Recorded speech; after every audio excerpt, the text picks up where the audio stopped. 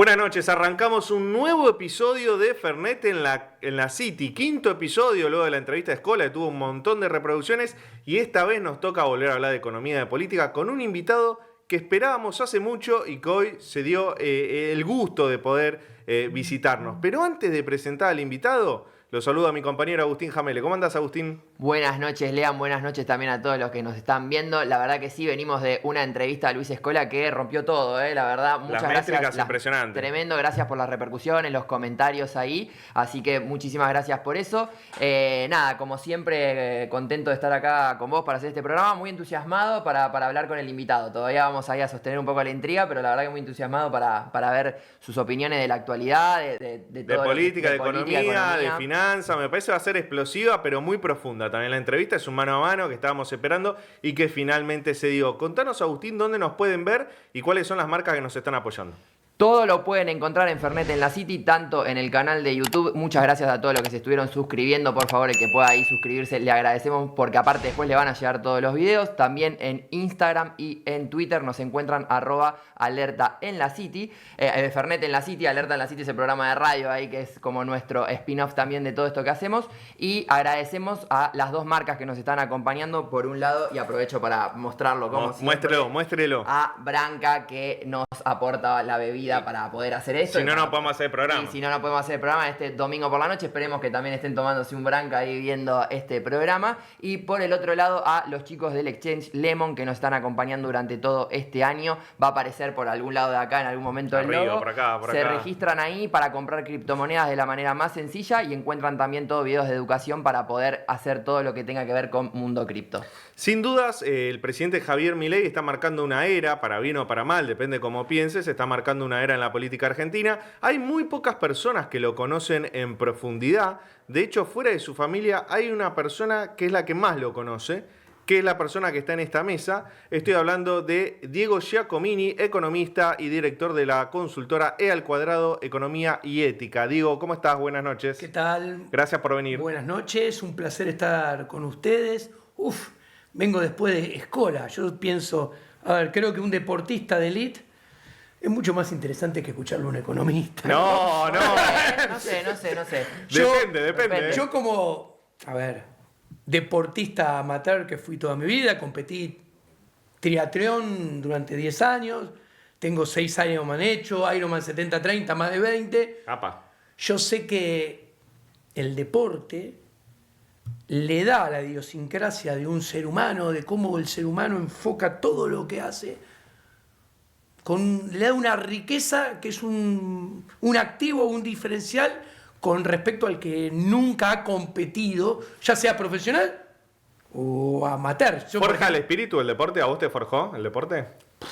Forja el espíritu primero, después la mente y recién después, en tercer lugar, el físico. Que yo te digo que la actividad deportiva que yo hice y competí durante 10 años es una actividad deportiva que tenías de descanso un solo lunes por mes.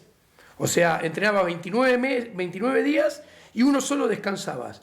Y en la semana de los 7 días eran 4 en doble turno. Impresionante. Pero mientras vamos charlando, Diego, y Agustín aprovecha y nos hace el Fernet, yo te quería preguntar, porque vos dijiste un economista no puede competir con un deportista. ¿Por qué decidiste estudiar economía? Bueno, yo nací en 1971, entonces ya haces la cuenta. Yo hice el 5º año del Colegio Nacional de Buenos Aires en 1989. Hiperinflación. Hiperinflación y mega devaluación. Con lo cual, yo quería entender qué pasaba. Yo iba al Buenos Aires, que queda en la calle Bolívar 263, salía en la estación Catedral, caminaba esa cuadra y media, que en realidad no salía en Catedral, iba por abajo y salía en la de la línea E, y caminaba una cuadra y media, había una casa de cambio. Y yo entraba al colegio, turno tarde, a las 13:30. Y yo miraba como que me dijeras hoy, tipo de cambio, 1.500 pesos. Y cuando salía a las 6:05, si tenía séptima, salía a 7 menos 10 de la tarde, Sí. no decía más 1.500. ¿Cuánto decía? 2.300, Una locura. 2.800, 1.900 y así todos los días. Entonces yo quería entender eso. y por eso elegí ser economista. ¿Y cuándo te hiciste liberal? ¿Vino después de decidir ser economista? ¿Vino antes? Mira, yo creo que es algo que se lleva con la personalidad de cada uno. Yo siempre fui muy rebelde, muy antisistema. A ver, yo cuento una anécdota, la conté en varios lugares, pero 1982, guerra de Malvinas. Y en el colegio en el cual iba,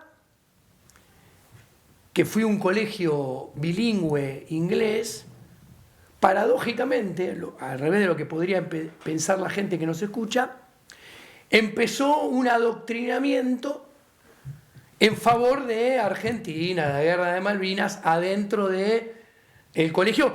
Como siguiendo con esa diatriba, que capaz ustedes no saben, son más jóvenes, se prohibió decirle Charly García, había que decirle Carlos Alberto García.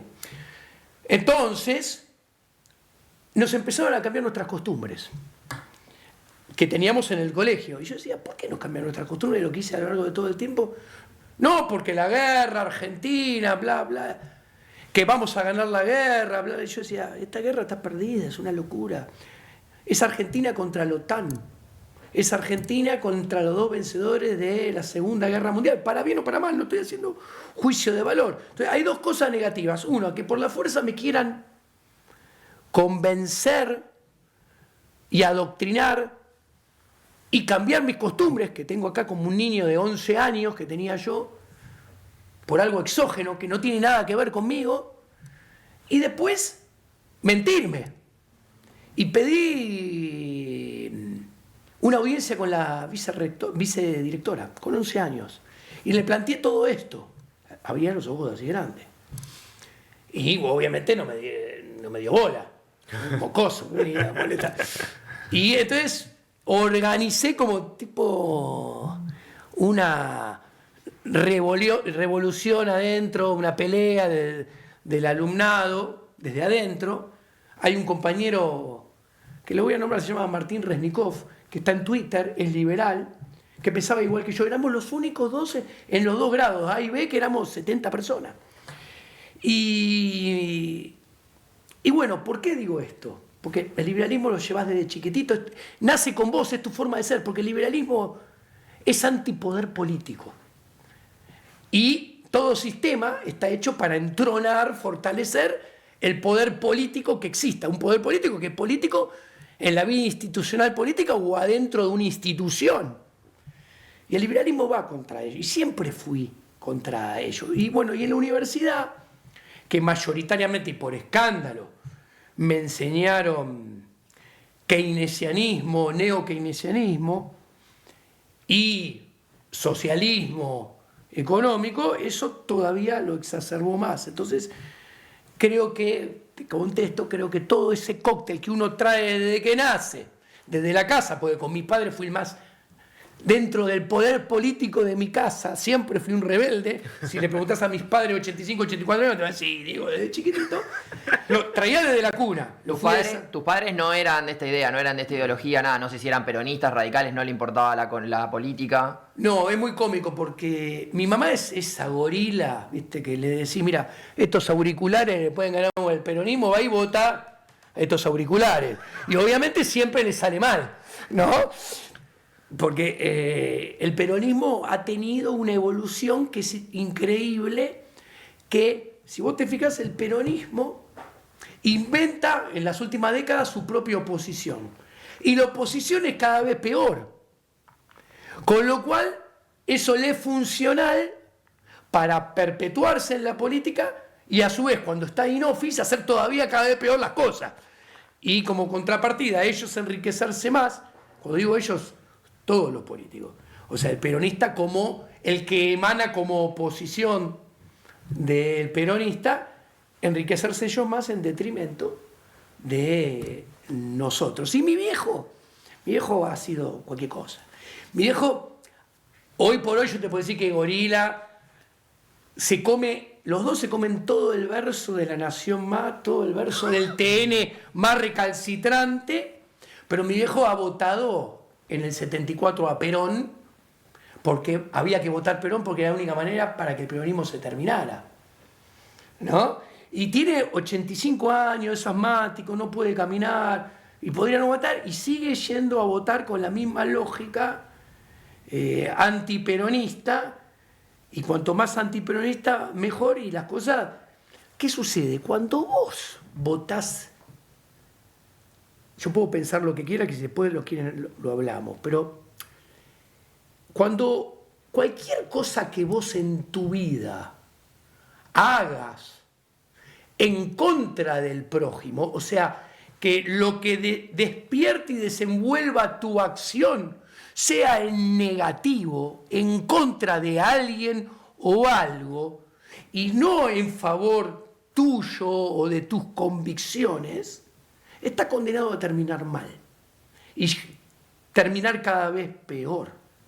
Uno tiene que ir por lo positivo, y si lo positivo que uno está convencido no encuentra en dónde manifestarlo, no lo tiene que manifestar.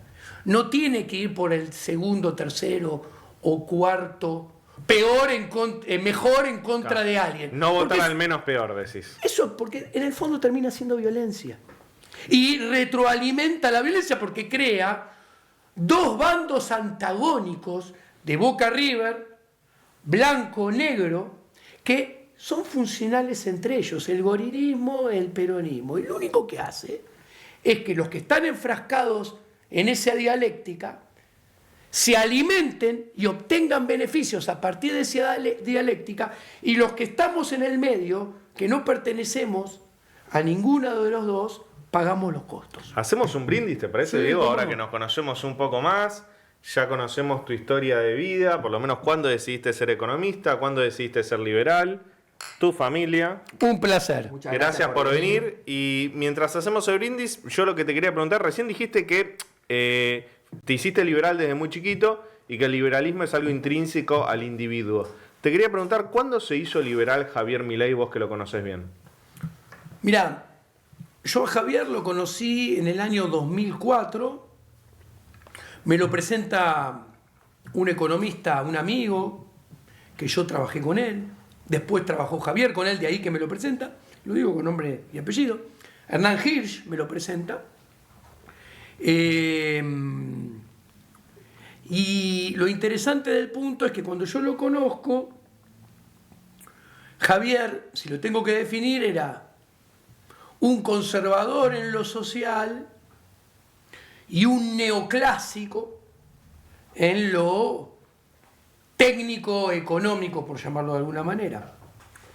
Y bueno, él mismo lo ha reconocido, que con el paso del tiempo yo le muestro la escuela austríaca, que está en las antípodas de lo neoclásico.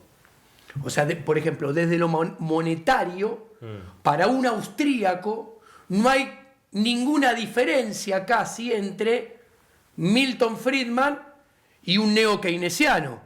Y el austríaco fustiga a los dos, porque los dos defienden el sistema monetario actual, que solamente tiene 100 años, no más, que es lo que llama sistema de dinero fiat, donde el dinero lo maneja monopolísticamente el Banco Central en una asociación inmoral, en complicidad solidaria, con los empresarios banqueros, que tienen una prebenda, que es el encaje fraccionario. Entonces, ese dinero, el sistema fiat, ¿qué es? Un dinero que se crea sin ningún respaldo, no tiene ningún patrón, con lo cual no tiene ningún limitante, con lo cual lo podés emitir hasta el infinito. Emite hasta el infinito, si quiere, base monetaria, el Banco Central, y expande la cantidad de dinero, crea dinero artificial, sin ningún respaldo del sistema bancario, creando crédito artificial y depósitos inventados. Ahora, ¿eso qué hace? Eso les permite a los burócratas del Banco Central y el gobierno cobrar impuesto inflacionario y cobrar impuesto devaluatorio. Porque el dinero está condenado a perder poder adquisitivo en la película de largo plazo. O sea, cada vez necesitan más dinero acá y en todo lado para comprar la misma cantidad de bienes y servicios. Al sistema bancario le da una excepción. Gana dinero con capital ajeno. ¿Por qué? Porque el sistema bancario, ¿qué hace? Presta dinero, él hace un depósito y me presta su plata a mí. Y en el medio cobra tasa de interés por la intermediación financiera. Entonces, lucra con capital ajeno. Algo único en el capitalismo. No solamente con capital ajeno, sino libre de riesgo. Porque el sistema fiat tiene lo que se llama prestamista de última instancia. Si, como vos haces un depósito, su dinero no está. Porque me lo prestan a mí y al operador que está ahí enfrente. Entonces, si ustedes dos van a buscar el dinero no está. Además, te dicen, no, miren esto. La clave de este sistema es que cada uno no vaya a buscar el dinero al banco. Lo pongo, yo vine acá, dejé mi auto en el estacionamiento. Hago un paralelo para que la gente lo entienda lo que es esto. El empresario banquero es como si al dueño del estacionamiento el Estado le permitiera, che, Giacomini viene a trabajar acá de las 9 a las 18. Te deja el auto, seguro que no lo va a venir a buscar. Usáselo. Alquilalo el auto, ganá plata alquilando el auto de Giacomini y todos los demás autos. No te calentes. Si chocan el auto de Giacomini, no lo vas a tener que pagar vos, lo va a tener que pagar Giacomini. Si chocan el auto de todos los que estaban adentro, no lo vas a tener que pagar vos, lo vas a tener que pagar el arreglo del auto, cada uno de los dueños. ¿Por qué? Porque quédate tranquilo, yo voy a ser prestamista de última instancia, te voy a inventar más dinero para que te respondan a tu depósito y tu depósito. Salís a rescate. Entonces, te pagan tu dinero con impuesto inflacionario y con impuesto devaluatorio. Claro. Y cuando vos lo conociste a Javier, él no era liberal de la Escuela de Economía Austríaca, vos lo metiste...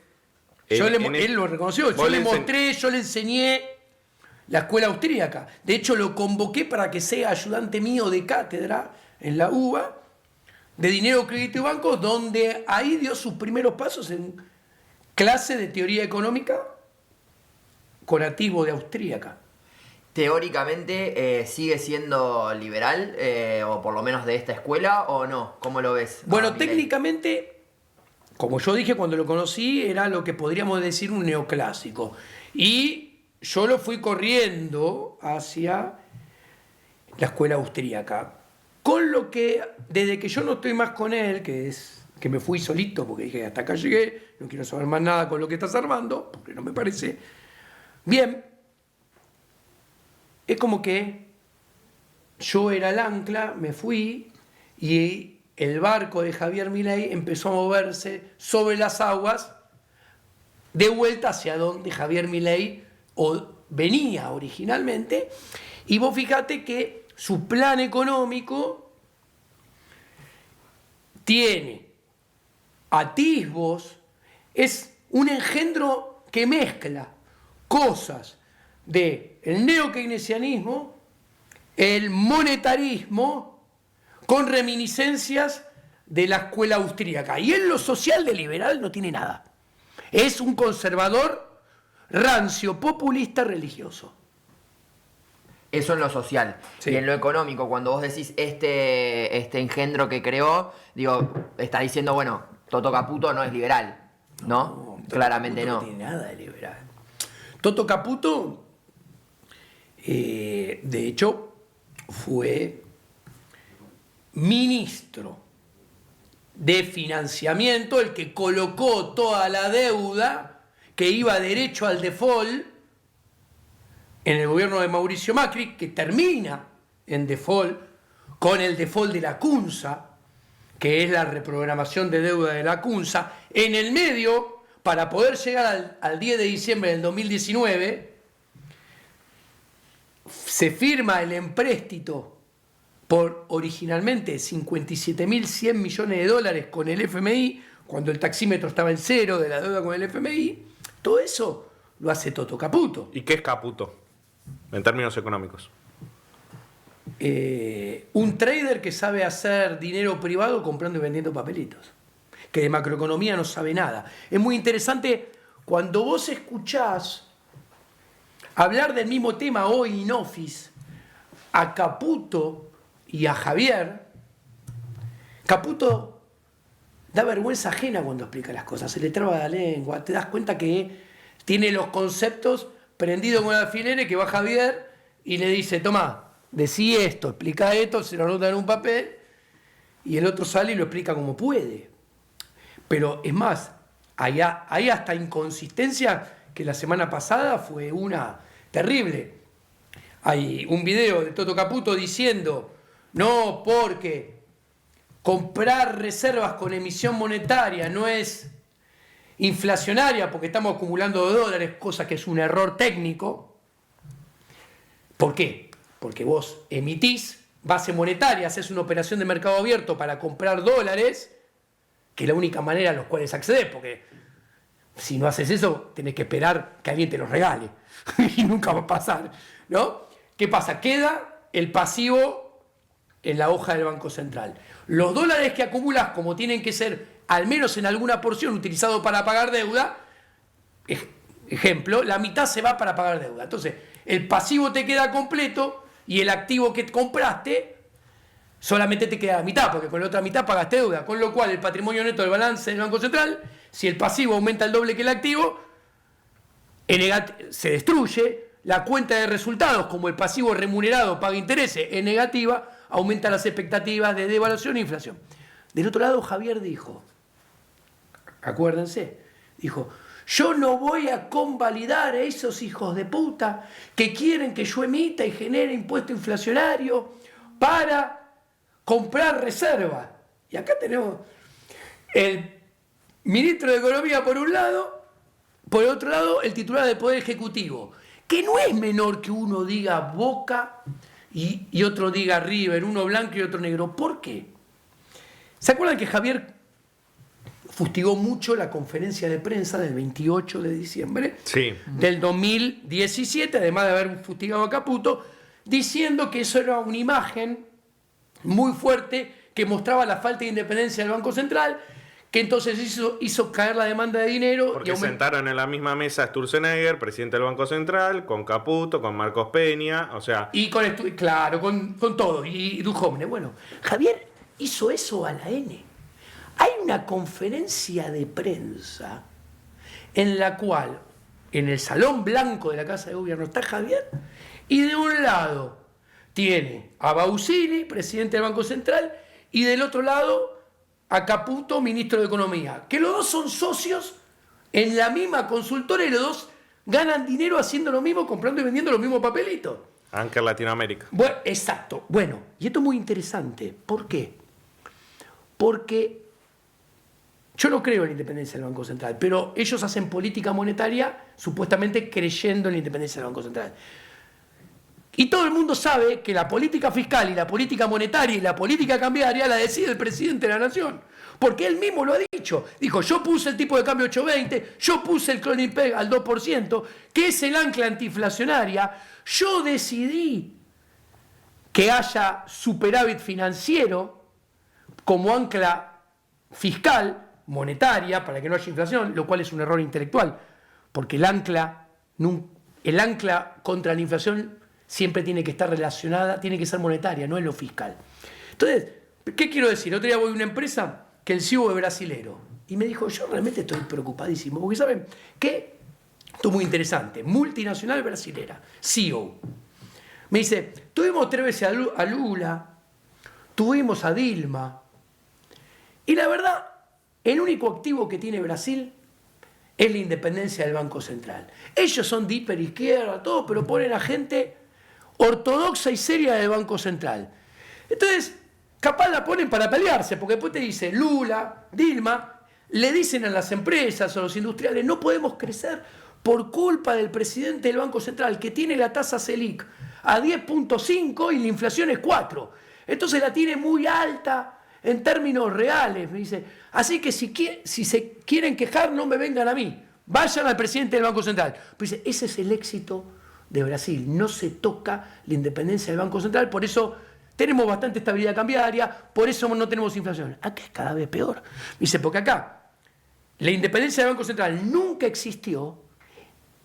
Yo pensaba que el ícono de la falta de independencia era la conferencia del 28 de diciembre del 2019, y ahora es peor todavía, porque tenés un presidente que te sale, yo pongo el tipo de cambio, yo deslizo el tipo de cambio, yo hago la política monetaria, me dice, esto nunca he visto en ningún lado, esto no puede terminar bien. Ahora, mencionaste dos nombres que venimos hablando, ¿no? Caputo y Sturzenegger. A los dos no solo los pone en el gobierno, sino que casi que los idolatra, ¿no? De Caputo dice que es el mejor de todos, que está bajando la inflación, y a Sturzenegger dice que le está dando una mano. ¿Por qué hace eso? ¿O se los ponen? ¿O por qué termina, teniendo vos toda la trayectoria que tenés con él, sabiendo lo que él pensaba antes, termina con esta gente? Porque esa es la gran pregunta. ¿Por qué están en el gobierno con él? Bueno, vamos a la parte más importante de la respuesta de esa pregunta. Para mí la más importante es, Javier Milei asume sin equipo, sin nadie y sin plan. De hecho, hablaba de dolarización, incluida con mentiras de por medio. Acuérdense de los 30.000 millones de dólares que tenía en el celular para dolarizar. ¿Querés no que lo te inventé muestre yo. el teléfono? ¿Querés que te muestre el ¿Querés teléfono? que te muestre el teléfono? ¿Y qué sucede? ¿Por qué asume sin nadie y sin plan?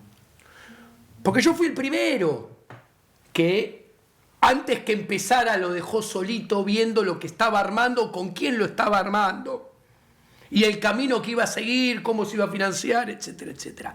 Pero todos los economistas que saben y que son respetados, te digo nombres: Mariano Fernández, profesor de grado y posgrado de la UCEMA, Carlos Rodríguez, Roque Fernández, todos, uno por uno, lo fueron dejando solo por propia decisión de ellos cuando fueron conociendo a Javier y fueron entendiendo el armado político de Javier y la gente con la que está Javier, que no es otra cosa que un masismo de buenos modales, populista de derecha, de peronismo rancio, que lo único que hace es copiar lo peor que tenía el menemismo.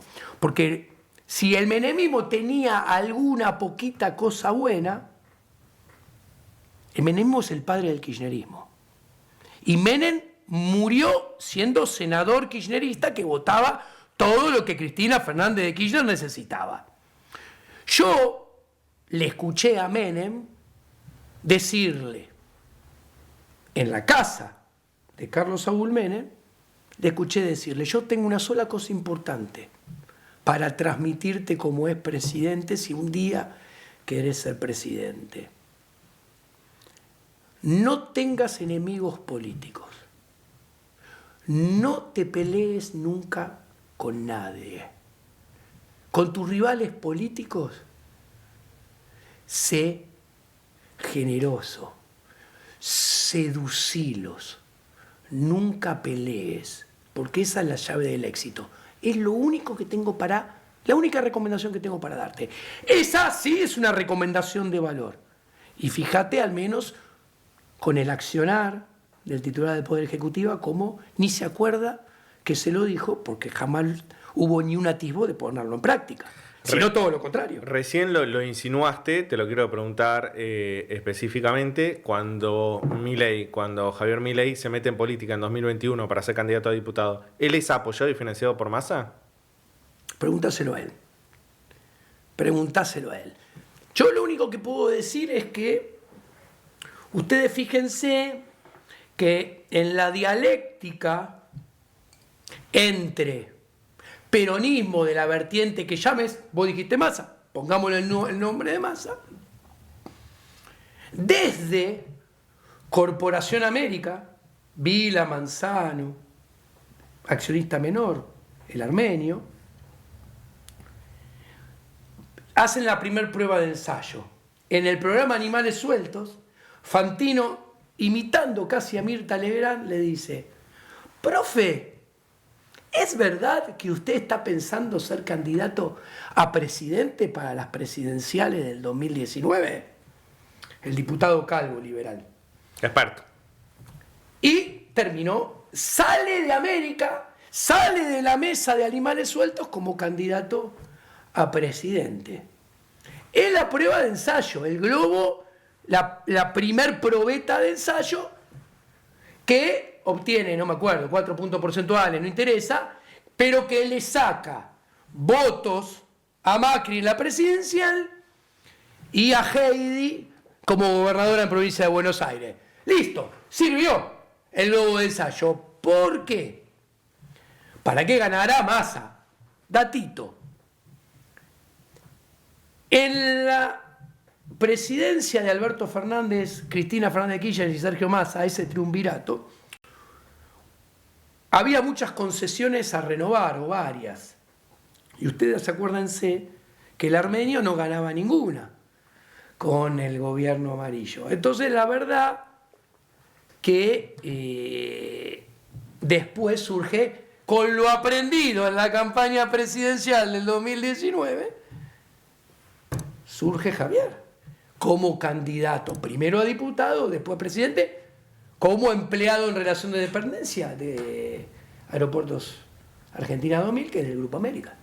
Desde que él gana, o antes de que empiece, cuando empieza a ganar popularidad, se hablaba de estos rumores de, bueno, está financiado para que le saque puntos a los demás, esto que estuvimos hablando. Ahora, hay algo que más allá de todo eso es, caló en la sociedad. O sea, la sociedad lo eso vio. es mérito de Javier. Eso te quiero preguntar porque vos lo conocés. ¿Qué es lo que generó en la sociedad para que lo votara? Es un chabón que, tiene un imán con la gente, es carismático. ¿Qué es lo que tiene él? Porque en definitiva la gente fue y lo votó. ¿O crees que veníamos de 4 años que eran un desastre, entonces la gente votó lo que había? Primero, fíjate que yo todo lo que te expliqué nunca dije nombre propio que financiara nada, porque no tengo noticia ni prueba. Simplemente estoy até cabos. Listo. Ahora, ¿qué tuvo Javier? Para mí, un gran activo. El primer activo, que no es mérito de él, cae en el lugar apropiado en el momento justo. Son circunstancias de la vida esas, que es suerte. Ahora, a la suerte hay que acompañarla y saber aprovecharla. Y ahí aparece el mérito de Javier. ¿Qué mérito tiene Javier? Y esto está muy bien, y lo debo decir, que Javier emerge en un principio como la primera vez que hay un liberal que no luce elitista, que no luce de la clase alta, que, vamos a poner una metáfora, que no luce de la sociedad rural. ¿Ok? Como pueden ser, que es nombres propios, ligados a la historia de las últimas décadas, conservadora de derecha, pero que se travisten de liberales para ver si alguien los vota o presentarse como más accesible frente a la sociedad. Echevarne, no sé, un Solanet. Javier se presenta a la sociedad como hijo de un colectivero. Javier se presenta a la sociedad como un pibe que jugaba al fútbol y estaba en las inferiores de Chacarita. Eso está a las antípodas de lo elitista. Eso es popular. Un tipo que era laburante, un tipo que me acuerdo, me pidió recomendación, le dije, anda vestido de traje. Estaba obnubilado porque había conocido a Hugo Moyano. Y Santiago Cunio le dice, ¿querés ir a la manifestación? Sí, me quiero subir al atril con Hugo Moyano. Bueno, yo te lo presento, etc. Estaba como si fuera a conocer a Mick Jagger.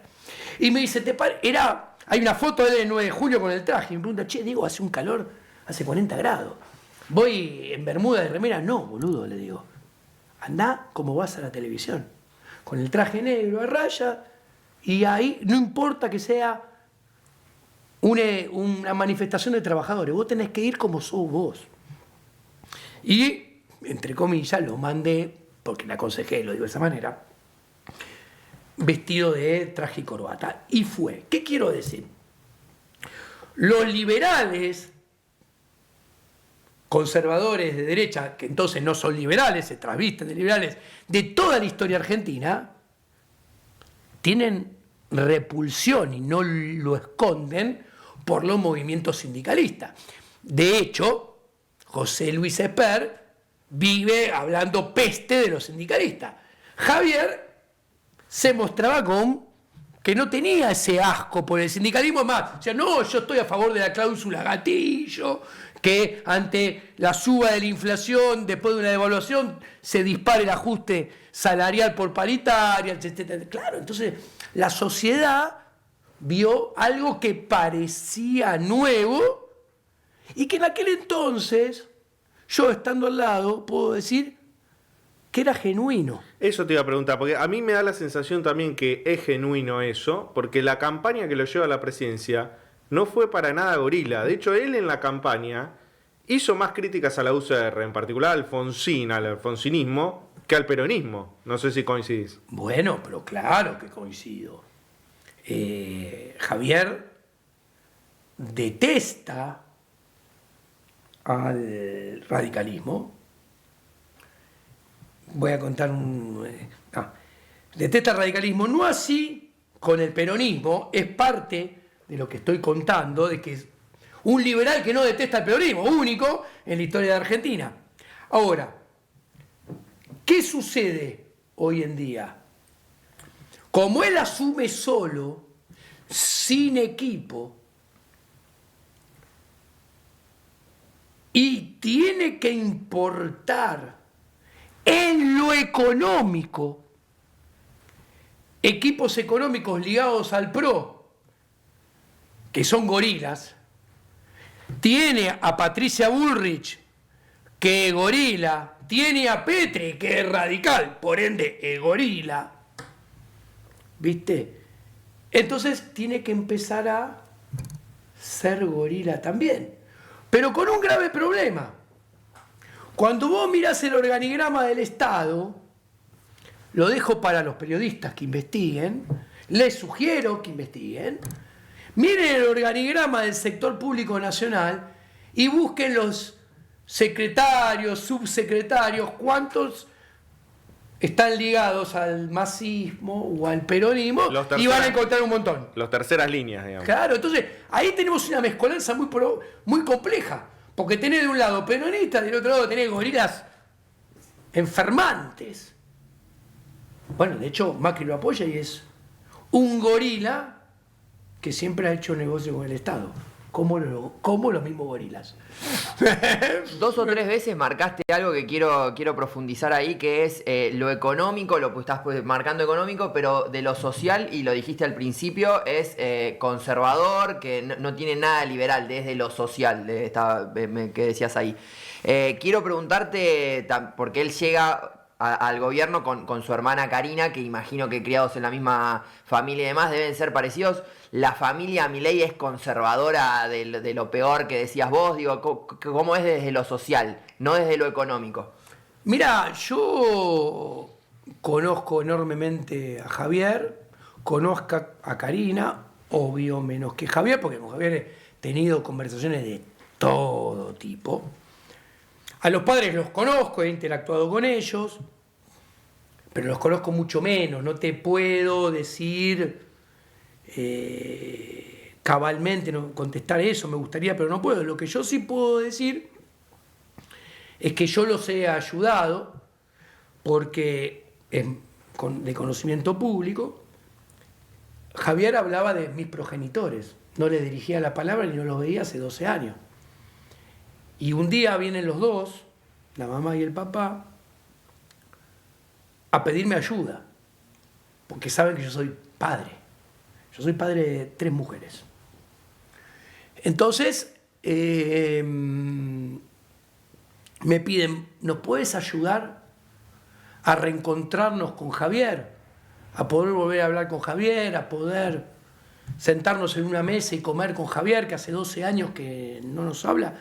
Javier hacía una obra de teatro que yo lo había ayudado, no participaba, pero lo había ayudado, y los padres iban a verlo, pero no se encontraban con él, no hablaban, iban como extraños, terminaba la obra y se iban como extraños. A la salida de esas funciones me lo piden, porque me dice, porque ya se lo hemos pedido a Karina, y Karina no lo pudo lograr, así que nuestra única esperanza sos vos. Qué fuerte eso para vos, ¿no? También, ¿no? Entonces yo dije, mira, Norberto, hablaba el padre, digo, no te puedo prometer nada, salvo que voy a hacer lo posible, porque la decisión depende de Javier, es una decisión que tiene que tomar él. Yo voy a tratar de hacer lo posible. Y me acuerdo que íbamos a dar conferencias en el interior y usaba selectivamente los viajes en avión para hablar del tema. Uno está al pedo, dentro del fuselaje del avión y hablaba justo de este tema. Y después de 4 o 5 meses lo convencí. Y aproveché un evento especial, que me lo guardo porque no lo quiero decir, y la llamé a Karina, dije, es hoy. Vos, Javier se había ido a Tierra del Fuego, digo, lleva a tus viejos a Aeroparque, yo me encargo del resto. Y yo organicé el reencuentro. ¿Y los viejos de él qué te dijeron después? Me agradecieron en ese momento, ese día. Lo cual, no pretendo que me digan más nada. No, bien, pero punto, me nada más. imagino que para ellos fue muy importante ese momento. Me imagino que sí, después no sé cómo se desenvolvió, porque eso habrá sido al principio del 2020, vino después la cuarentena delictiva, y yo en septiembre del 2020, la última vez que hablo en privado con Javier, hablo en el living de la casa de los viejos, que me trataban divinamente. Me imagino que, sabiendo que era el único amigo de Javier, y en agradecimiento de esto que hice, después no lo vi nunca más. Porque ese día me levanté, me fui sabiendo que no había vuelta atrás, que ahí lo dejaba. Eso te iba a preguntar, no solo cortaste relación con él, sino con toda la familia, o sea, Karina, los padres, no los volviste a ver nunca más. Nada más, nunca más. O sea que no sabes, porque hay algo, hoy se habla mucho de que él se apoya mucho en su hermana y que ella está haciendo como un cuadro político de que cuando de repente hay alguien ahí adentro mismo que no les gusta el propio espacio, ella corta, digo, tenían esas tendencias, digo, de política también, porque también se habla mucho, ¿no? De que llegaron sin equipo y que tampoco venían de una trayectoria dentro de un partido político, de política y demás, pero parecen desempeñarse bastante bien. Te contesto algo terrible, que juro que no es egocéntrico, aunque parezca, entiéndanlo antes de juzgarme, es, si yo le digo que los padres me pidieron a mí porque Karina no lograba el reencuentro, eso dice mucho de quién era quién ante Javier. Perfecto. Ustedes habrán escuchado que yo debo ser hoy por hoy, hace 4 años de que lo dejé solito, yo soy Judas. Porque yo soy el que lo traicioné, porque yo me bajé de la misión de Dios que él tenía. Un delirio.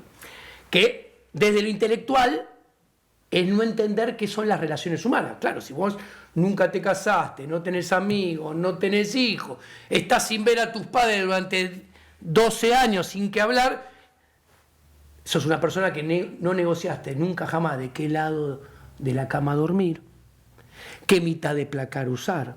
Che, hoy no voy a ver a Boca porque tengo que ir al cumpleaños de mi suegro este domingo. Hoy no hago lo que quiero porque tengo que llevar a mi pibe a la clase de patín, que son todas negociaciones de la acción humana que enriquecen al ser humano. Bueno, jamás nunca las tuvo esa. Entonces, ¿por qué digo eso? Porque en ese ámbito, si los padres me piden eso, te estoy poniendo en evidencia quién era yo ante él.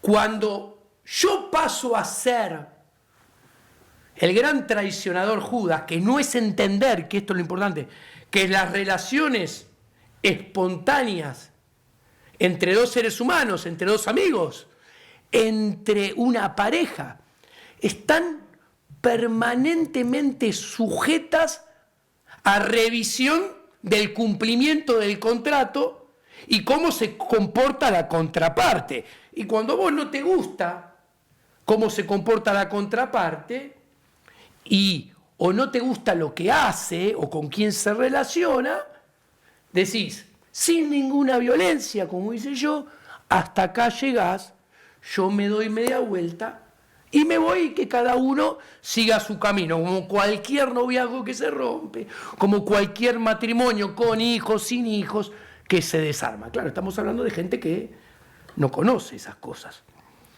¿Qué sucede cuando piensa que yo lo traiciono y soy Judas? Si yo era su único amigo y era el que confiaba todo, y la prueba de con los padres lo revela, no puede confiar más en nadie. Y solamente entonces, desde su subjetividad errónea, yo lo traicioné, cosa que no es cierto, puede confiar solamente en Karina. Dicho en otra forma, Karina crece, por eso dije que parece egocéntrico. Karina crece a partir de mi desaparición y ausencia. De hecho, la conozco y sé, con todos sus delirios místicos, que es ella la que alimenta, que yo soy Judas, que yo lo traicioné, porque alimentar eso fortalece su posición. Vos contaste que no había vuelta atrás cuando decidiste romper esa relación y la rompiste porque él te contó con qué alianzas iba a meterse en política. Me contó lo que iba a hacer, con quién se iba a juntar, todo. Y recién dijiste, yo soy Judas. El público tiene que ir simplemente del 2020 a hoy en día, mirar la evolución de los acontecimientos y se dará cuenta. Ahora decir, yo soy Judas. Lo interesante es que Milei nunca te menciona a vos con nombre y apellido. Siempre lo hace elípticamente. Jamás. Cuando habla de esos liberales que no se quieren meter ni manchar los zapatos, ahí está hablando de vos. Es muy interesante porque cualquier economista lo critica y él le responde y todo el mundo sabe que le está respondiendo, por ejemplo, a Carlos Melconian, para poner un nombre propio. Conmigo no se anima a decirlo. ¿Por qué? Por más de una variable. Uno, primero porque sabe que si me contesta, abre una puerta a la contrarrespuesta y que yo no voy a parar nunca. Y no lo quiere. Punto número uno. Punto número dos. Me quiere invisibilizar. ¿Por qué me quiere invisibilizar? Porque sabe que desde lo intelectual, desde lo técnico-económico y de lo filosófico y ético, sí, en las páginas de La Nación, Clarín, Cronista, Ámbito, se refleja una discusión intelectual mía versus él, pierde intelectualmente como en la guerra. Entonces, lo evita a toda costa. Tercero, me tiene miedo. ¿Por qué? Porque yo nunca hablo nada del privado, salvo cosas positivas. Ahora estoy contando este evento de los padres, pero vos me preguntás, me vas a preguntar, imagínate, me preguntás de Yoyito, yo voy a callar, hice un montón. Me preguntás de lo que sea, hice un montón. Yo siempre no hablo nada de lo privado. Una sola vez hablé y dije, uy, me equivoqué. ¿Ok? Lo que dije acá de la negociación es de Vox Populi, si se sabe que no tuvo pareja, que no estuvo casado, que no tuvo hijos. O sea, no estoy revelando nada que... Pero vos decís que él tiene miedo de que vos reveles cosas de su vida personal íntima. Yo puedo contar cómo es él. Y no lo hago porque elijo no hacerlo porque no me parece bien. Y el otro que lo puedo hace... contar las limitaciones o los problemas o lo que sea y no lo hago. Entonces tiene miedo de, ok, si me pongo picante con Diego, a ver si abro una puerta que no me conviene que se abra. El otro que dice exactamente lo mismo, que lo dijiste, lo mencionaste, su nombre es Cunio. Digo, como que los dos están diciendo eso, digo, está bien, me respeto que no lo vayan a decir porque lo consideran que es de la vida privada y demás, pero hay algo entonces, porque los dos cada vez que dicen, che, no se quiere enfrentar conmigo, es porque si abre esta puerta se viene un tornado directamente, ¿no? Pero bueno, el que revela esa elección es él. O sea, que vos nunca podés decir sí, le está contestando a esta persona indudablemente y no a otro. De hecho, te agrego otro nombre propio, Carlos Rodríguez. ¿Vos viste alguna vez que le conteste a Carlos Rodríguez? No. No, ¿sabés por qué? Porque también pierden lo intelectual. Y mirá que yo no opino como Carlos Rodríguez. Carlos Rodríguez es un economista muy formado de la escuela de Chicago. Yo me considero austríaco. Él dice, yo soy conservador, Carlos Rodríguez, no es liberal. Pero yo lo respeto. ¿Pero por qué lo respeto? Primero porque sabe, y después porque dice lo que es y actúa como piensa y dice que es. El problema empieza cuando vos no haces coincidir lo que decís con lo que decís pensar y haces. ¿Cómo ya van 9 meses de gobierno de Javier Milei? Un embarazo humano. Sí. ¿Qué balance hace de lo económico de este gobierno en estos 9 meses? Muy negativo. ¿Por qué? Muy negativo. Primero, empecemos. Yo creo que el programa económico tiene un pésimo diseño técnico, es totalmente inconsistente en términos dinámicos. ¿Qué quiere decir la inconsistencia dinámica de un programa económico? Que los supuestos beneficios no aparecen nunca o aparecen muy a cuentagotas y muy tardíamente. Pero los costos nunca dejan de aparecer. Con lo cual, eso alimenta una burbuja negativa, que es que la gente va perdiendo credibilidad en el programa y el gobierno pierde reputación. Eso es lo que es técnicamente que una política económica sea dinámicamente inconsistente. Entonces, esa política termina fracasando y debe ser abandonada porque probablemente, a ver, vamos a ponerlo en concreto para que entienda la gente. La inflación baja poco y muy lentamente. ¿Dónde se ve esto? Yo te digo, mayo, junio y julio del 2023, la inflación promedio mensual de Sergio Tomás Massa, el peor ministro de la Economía hasta que llegó Caputo, de la historia. ¿Para Caputo es peor que Massa? Sí. Era 6.7. La inflación promedio mensual de los mismos meses, mayo, junio y julio del 2024, es 4.3. Son los números. Ahora, si vos bajaste la inflación de 6.7 a 4.3, comparando peras con peras, manzana con manzana, porque son los mismos meses, con ya 9 meses de mandato transcurrido, la inflación está bajando muy lento y muy poco. ¿Cómo te das cuenta? A esta altura del partido, con la convertibilidad, la inflación era 1 mensual, 0,8. Y el PBI crecía 9%. Hoy en día la bajás. Y veníamos de una hiper en serio. Exacto. Hoy en día la bajás de 6,7 a 4,3 con la construcción cayendo al 30% interanual. La industria cayendo al 16% interanual. Comercio, según la medición que tomes, cae al 15, 20. La venta del Día del Niño cayeron menos 14 y menos 16, según las dos informaciones que tenemos. Mirá lo que te voy a decir. El IGA, Índice General de Actividad, que hace Fausto Potorno en la consultora de Orlando Ferreres, dio que en el primer semestre el nivel de actividad cayó en el acumulado de los primeros 6 meses menos 5.0. Es el dato agregado más nuevo y más abarcativo que hay. Ahora, eso tiene un rebote estadístico del campo de más 57.7. ¿Qué quiere decir? Que cuando le saco el rebote estadístico, ¿y por qué le saco el rebote estadístico? Porque el campo no está bien, el campo está pésimo. ¿Por qué? Porque le aumentaron los costos de producción exorbitantemente, le aumentaron los impuestos y lo que vende vale menos en el mercado internacional y le pagan un tipo de cambio dibujado. Está fundido el campo. Entonces, cuando vos le sacás el rebote estadístico, porque no es genuino, no es que está creciendo el campo. Por la reversión de la sequía. Por la reversión de la sequía, el PBI cae menos 8. Entonces, si el PBI cae menos 8, la industria cae menos 15, la construcción cae menos 30, el comercio cae, querés tomar el Día del Niño, menos 14, menos 16, según CAME, menos 16, menos 23, vos supermercado, menos 12. Supermercado, menos 12. Vos tenés que estás haciendo implosionar la economía.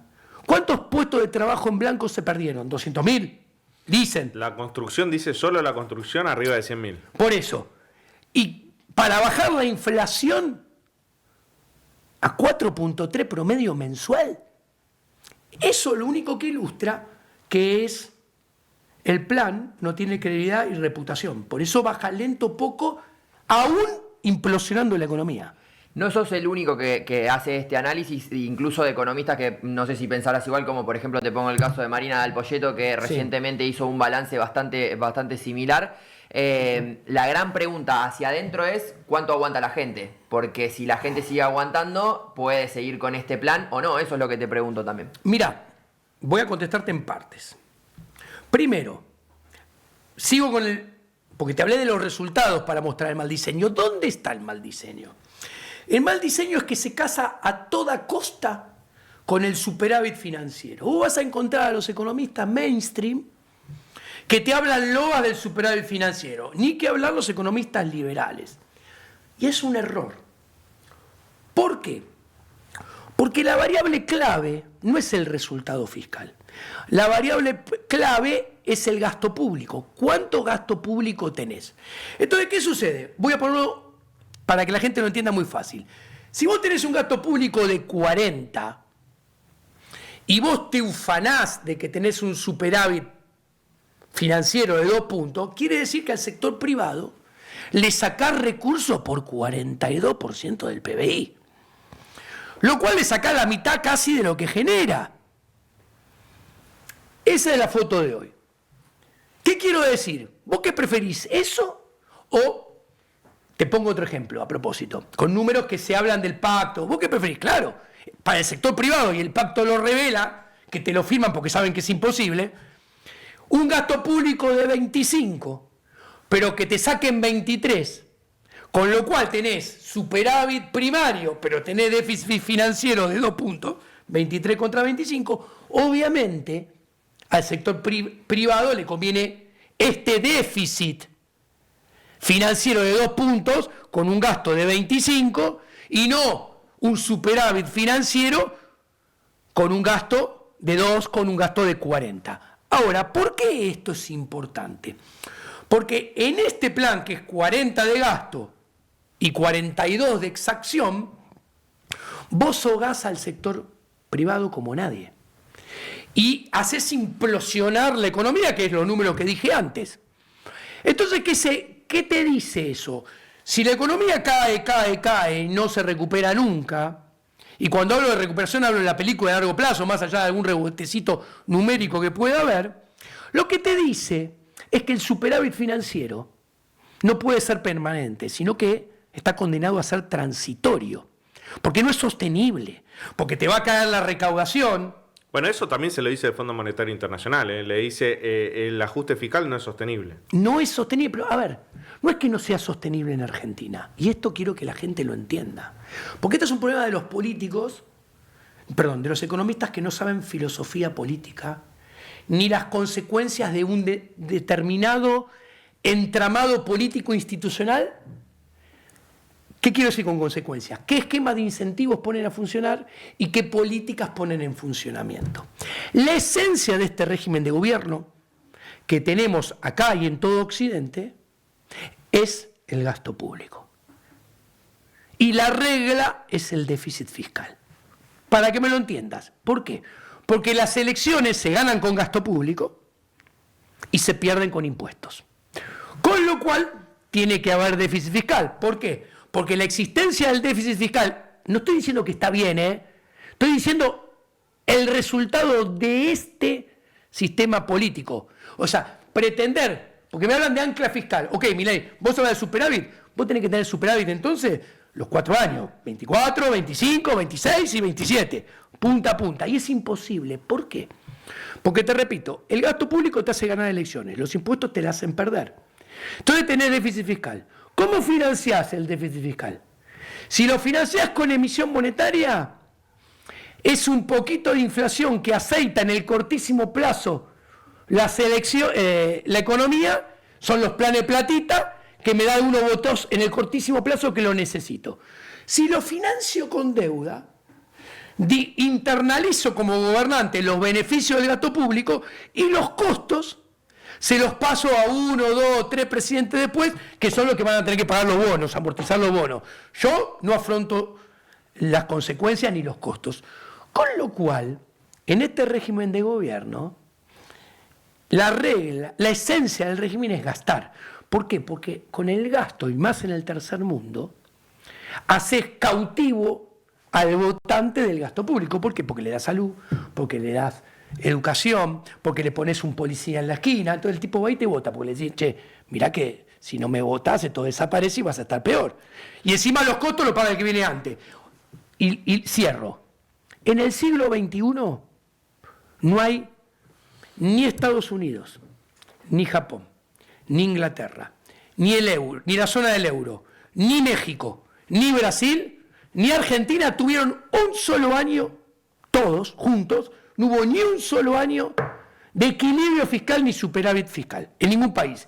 Y cuando yo agarro los últimos 50 años, de la década más, 60 años, de la década del 60 para acá, todos esos países a lo sumo tuvieron 2, 3, 4 años de superávit fiscal y enseguida los políticos se dieron cuenta que se estaban equivocando, que no lo convenían y lo corrigieron. Entonces vos nos estás diciendo que 2025 y 2027 el gasto público no va a bajar. Esos 2 años que son electorales. Es más, voy a ser más duro, que es más importante.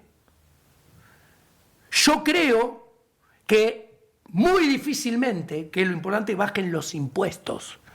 Porque cuando yo te di los 2 ejemplos metafóricos de qué preferís, un gasto público de 40 y una exacción impositiva de 42, o un gasto público de 25 y una exacción impositiva de 23, con lo cual en el primero es superávit de más 2 y en el segundo es déficit de menos 2, hipotéticos para que lo entienda la gente, ¿qué te estoy diciendo? Que en realidad no se tendrían que haber casado con el superávit financiero a toda costa. Deberían haber hecho reformas estructurales institucionalizadas más fuertes para bajar el gasto público más de lo que lo bajan. ¿Y cómo? Sin subir impuestos, inclusive bajando un poco de impuestos, y bancarse el financiamiento de ese agujerito por las vías que existen para bancárselo. ¿Por qué? Porque la economía no hubiera caído al 30, no hubiera caído al 15, no hubiera caído al 20, diferentes sectores, con lo cual el ratio gasto público PBI, como el PBI no hubiese caído tanto, habría bajado más en ese sentido que hoy en día. ¿Por qué? Porque al no subir impuestos al sector privado, inclusive bajárselos algo, con reducción de gasto público, la baja del gasto público es recesiva en el corto plazo. Si vos encima para lograr superávit le subís los impuestos, que también es recesivo por recesivo, recesivo al cuadrado. En cambio, si vos bajás gasto público, que es recesivo en el cortísimo plazo, pero no subís impuestos, bajás un poquito de impuestos, es recesivo por expansivo, con lo cual el resultado en materia de nivel de actividad hubiera sido mejor. Y si el resultado hubiera sido mejor, el PBI caería menos, con lo cual tendríamos un PBI más alto y el ratio gasto público PBI sería mejor hoy en día que con este plan económico. Ahora vuelvo a lo que te preguntaba antes, porque Milei llega con la promesa de cortar, porque vos mencionaste un montón de cosas que fue claramente lo que hizo el peronismo durante un montón de décadas, ¿no? Sí. Él venía con la promesa de cortar eso, pero también decís, bueno, no, en 2025, que son elecciones el año que viene, el gasto va a aumentar por todo lo que ya hablamos en este... Vuelvo a preguntarte, ¿hasta cuándo crees que se aguanta la gente eso? ¿O cuándo la gente se da cuenta de que esto que vos estás diciendo no es lo que Milei les había prometido? Bueno, yo creo que, a ver, es muy interesante tu pregunta. ¿Por qué? Porque Milei tiene un gran subsidio. ¿Cuál es el subsidio? El descreimiento total del ciudadano común con respecto a la política. Deplora la política tradicional. Y yo, personalmente, lo celebro en forma exponencial.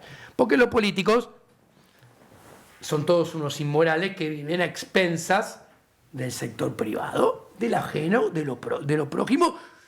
Listo. Obtienen sus ingresos de forma coactiva.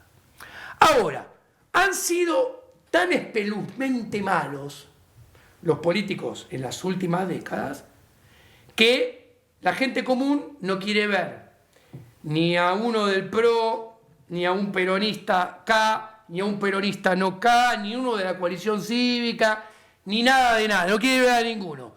Entonces justamente vuelvo a los méritos de Javier, cayó en el lugar propio, en el lugar acertado, en el momento justo, y él viene sin prontuario, porque él viene como cualquiera de nosotros tres, de afuera de la política, no tiene prontuario. Entonces, esa ausencia de prontuario, confrontando contra todas las alternativas que tienen prontuarios altos así, eso lo está subsidiando y la gente se banca los pésimos resultados porque dice, che, si no es este, son todos los otros que estaban antes. Y todos los otros que estaban antes, ya sabemos que son pésimos, que nos trajeron hasta acá. Entonces banquemos a Javier. Ahora, eso es parte del mérito de Javier. Ahora, Javier, su mérito del pasado lo puede estar empezando a hipotecar con esta política que está mal diseñado y con los resultados, porque la gente banca hasta un límite. Probablemente, como lo que tiene enfrente Javier es tan malo, la gente banque a Javier más que a cualquier otro con estos números. O sea, Massa con estos números de Javier vuela por los aires. ¿Está claro? Uno de PRO con estos números de Javier vuela por los aires. Lo único que sostiene esto, con estos números, es que Javier es un outsider. Ahora, todo tiene un límite. Y acá empieza. Y acá viene el sistema institucional. Hay elecciones de medio término el año que viene. ¿Y cuál va a ser, supongo, el discurso de Javier? No, tenemos que consolidar el cambio.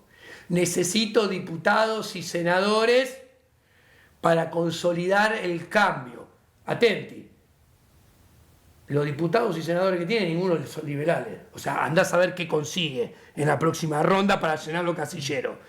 Pero, para tener chances, necesita números un poco mejores de lo que tiene hoy en día. Y para lograr números un poco mejores en el cortísimo plazo, yo creo que va a intensificar lo que ya empezó a hacer ahora, que es el masismo de pelo rubio, cabello revuelto y ojos claros. El masismo de buenos modales, que es lo que está haciendo en forma creciente. ¿Vos decís que Milei con el paso del tiempo se transforma en casta, pese a que hoy es outsider todavía? Es un outsider, pero que ya tiene comportamiento de casta rancia. Por ejemplo, vamos a los números. ¿Qué te encontrás? Hace mal diseño del programa económico. Hace un swap de deuda del Banco Central, por deuda del Tesoro. Esto implica que ese cambio, swap en inglés, de deuda del Banco Central por el Tesoro, esta deuda en cabeza del Tesoro paga más intereses que los que pagaba en cabeza del Banco Central. Javier está pateando expectativas de inflación ya, hoy, mañana, de cortísimo plazo con la LELIC, por expectativas de inflación a mediano plazo, que es cambiar la deuda del Banco Central por la deuda del Tesoro. ¿Por qué? Porque, mirá, son más intereses paga. Y si paga más intereses, es gasto público. Es más gasto público. Y si es más gasto público, es necesidad de mayores impuestos en el futuro, y acá entendés por qué no lo va a bajar, y es más necesidad de ajustes fiscales en el futuro. Y acá entendés por qué el ajuste fiscal tiende a ser eterno. No termina acá. Los números mienten. Porque parte de los intereses se capitalizan, que se ajustan por dólar link y swap. Y entonces, se capitalizan pero no están registrados. Con lo cual, está aumentando los problemas fiscales intertemporales. Pero los está aumentando más para adelante, 2026, 2027. En el cortísimo plazo, si vos mirás, la base monetaria era 15 billones en abril. Hoy son 22 billones. Está emitiendo. Le está diciendo a los bancos, regalen crédito inventado. O sea, está preparando el terreno para hacer masismo de buenos modales, mirando a las elecciones de medio término y que haya un rebote, por decir, invento el número, estadístico de +2 el próximo año que le ayude electoralmente. El punto a comprender es que en este juego está entrando en la arena de la política institucional, haciendo lo que no hay que hacer, pensando en una elección de medio término y pateando los costos más adelante. Tanto es así que deja el cepo. Él tiene clarísimo que con el cepo es imposible de crecer. Y ahora sale y miente y dice barrabasadas técnicas en conferencia diciendo, no, es una falacia, no estoy inventando la frase, la dijo, es una falacia que no se puede crecer con cepo. Hace 2 años dijo que el cepo atentaba contra el crecimiento, está en Twitter. Bueno, el cepo se puso en noviembre del 2011, después que Cristina gana en primera vuelta las elecciones, antes de que empiece su segundo mandato. Desde el 2011 a la fecha, redondeando, no los complico, el PBI per cápita cae 15%. ¿Ok? Y la tasa de crecimiento del PBI anual es menos 0.2. Desde que se puso el cepo. ¿De qué estás hablando, Javier? Ahora, ¿qué sucede? Y acá paso al término al campo financiero. Con el cepo es más fácil el rollover, el refinanciamiento de la deuda en pesos ajustado por dólar link. Porque los bancos, que son tenedores de esa deuda mayoritariamente, no se pueden ir a ningún lado porque están encepados. Entonces dice, bueno, no tengo otra, toma, te la renuevo la deuda. Bingo, le conviene. Ahora, el cepo no te ayuda para el refinanciamiento de la deuda hard dólar, de la deuda en billete duro dólar, cuyos vencimientos, escuchá, 2025, 2026, 2027, todo este mandato, y cierre electo 2028, 2029, 2030, 2031, año por año y todos los años, los vencimientos son entre 19.000 y 21.000 millones de dólares. ¿Sabe cuántos fueron este año o cuántos son? 9.000. O sea, menos de la mitad. ¿Cuál es el problema? Que el cepo, si bien te ayuda para refinanciar la deuda en pesos, te juega en contra para el refinanciamiento en dólares. Entonces, cuando vos dejes el cepo, porque nadie va a refinanciarte una deuda y ponerte los dólares que después no puedes sacar, se agranda la probabilidad de default. Y el default de la deuda hard dólar te va a contagiar a la deuda pesos. Nos quedan los últimos minutos. Tengo una pregunta. Hablamos un montón de economía y en un momento dijiste, bueno, tiene un gran activo de que es que todo lo pasado que vino fue peor y todo lo que ya sabemos. De hecho, estas últimas semanas con la denuncia de Fabiola Alberto, me parece que eso también suma a todo este capital que tiene el gobierno para resistir. Pero no quiero dejar de preguntarte, porque vos sos muy activo en redes sociales, ¿cómo ves también este ejército que muchos se lo adjudican al caputo más de las redes sociales y más de la comunicación, teniendo en cuenta que vos sos liberal también y que opinás que bueno, todo el mundo tiene que poder dar su libre opinión, pero se están viendo estas cuestiones, no sé si te ha pasado en redes o no, de que cuando tirás un comentario te atacan y te hostigan directamente? A ver, no me interesa en absoluto, ¿no? Pero yo puedo contar que a mí por privado las agresiones en Twitter me estallan, por WhatsApp, o sea, pasan mi teléfono y me estallan. Las agresiones del teléfono no las voy a cambiar, porque es mi teléfono profesional de toda mi vida y me contactan por ahí, así que no lo voy a hacer.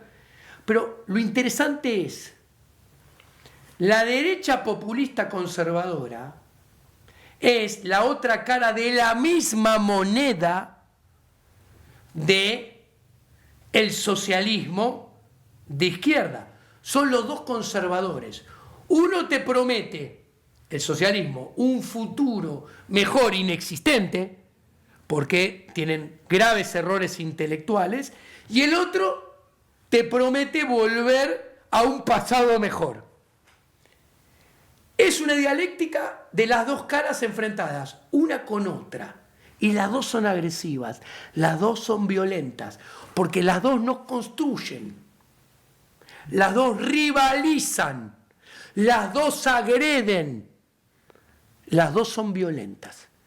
Entonces, de esa violencia, el resultado emanente solamente puede ser más violencia y peor nivel de prosperidad para los privados que estamos en la vida de la acción humana de todos los días. ¿Te insultan más ahora o antes en redes?